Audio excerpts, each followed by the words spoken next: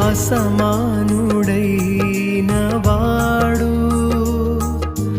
అవమానపరచడు నిన్ను. ఓటమిరుగని మన దేవుడు ఓడిపోనివ్వడు నిన్ను. ఘన కార్యాలెన్నో నీకై చేసినవాడు కష్టకాలమందు నీ చేయి విడుచునా. అసాధ్యములెన్నో దాటించిన నాదుడు శ్రమలో నిన్ను దాటిపోవునా.